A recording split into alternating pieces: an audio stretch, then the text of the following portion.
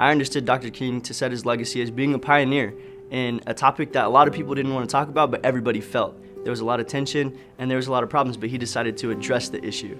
And as for me on campus, I like to address the issues that are still going on. There's still ripple effects, and I like to talk to my fellow peers about it in the classroom and even talk to my professors about it. I went to Notre Dame as an undergraduate, and then I went to law school. And for me, the question was, how can I use my gifts to advance God-given human dignity?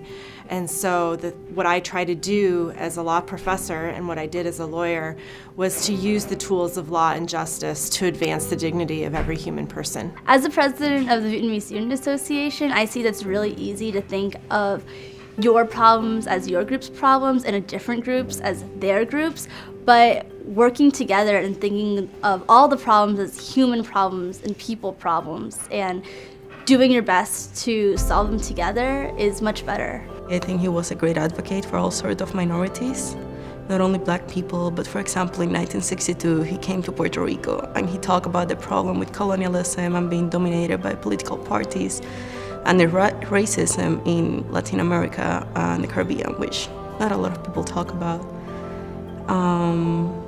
And I think it's a great inspiration to keep fighting, but for our rights, for our freedom, but in a way that, and perhaps that is his biggest legacy for me, to keep fighting peacefully, with respect, with love. He was a man who clearly had reflected on the scriptures, a man who deeply cared about what those scriptures led him to. And as a priest, certainly, as someone who's tasked with preaching on this campus, I think about how is it that I can bring those very same words to life. But more practically for us all, how is it that we can be invited into those same words, into those same texts that are so sacred that led Dr. King to imagine a world that could be, to imagine a world that all of us can work toward. I believe Dr. King wanted all of us to be unified. He wanted us to be one. In order for us to be one, I believe he wanted us to interact with everybody. So me, per se, working at the University of Notre Dame, I interact with the students, my co-workers, or just people that just come off the street in the public to eat, and I show forth love to them because that's what they need, just like I need love. I tell my students that what we've done, on a particular semester is really just the beginning. I'm trying to give them the tools so that they can go out there and keep asking questions, keep learning. I choose to work with Diversity Council because I believe there is diversity on campus, but there isn't much exposure to it.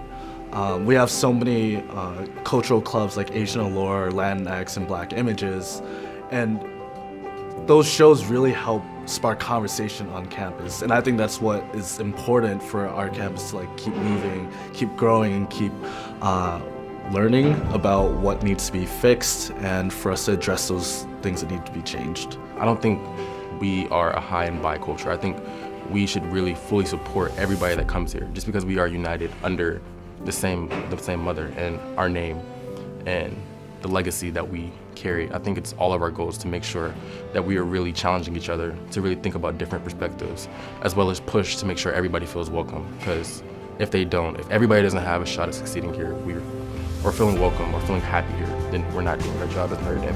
At this stage in our history in America, all people of goodwill need to stand up and speak out in favor of human dignity. That is the message of the world, for the world, and that is the message of Dr. Martin Luther King.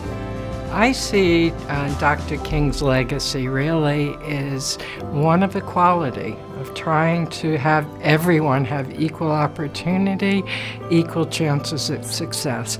To me, that's the same as our nation. They go hand in hand, and to give that up would totally redefine who we are as a person. I've drawn on some of King's language in some of my own research, and I want to read a little bit. America has given Negro people a bad check, a check which has come back marked insufficient funds, but we refuse to believe the Bank of Justice is bankrupt, end quote. I think that language tells us a lot about what had to be done in the past and what still remains to be done.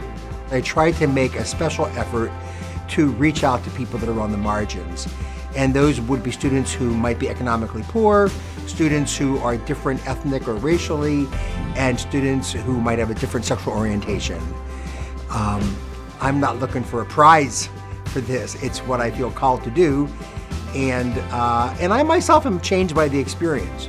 So it doesn't matter where you come from. You have to treat each other with respect, kindness, and love each other like you loving family. I'm a first-generation college student, college graduate, having grown up in a small mining town in Pennsylvania. It was very clear to me and to my family that higher education was the great vehicle for social change and social opportunity. Dr. King reminded us that access was not always equally available.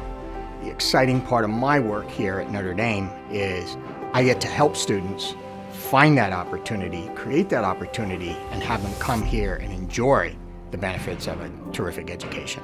So the biggest role that we can all play in caring for Dr. King's legacy is engaging in these conversations on campus, whether it be in class or participating in Walk the Walk Week, or just with our friends in our groups here, just finding the time and the place to have these conversations, ask questions, and engage one another.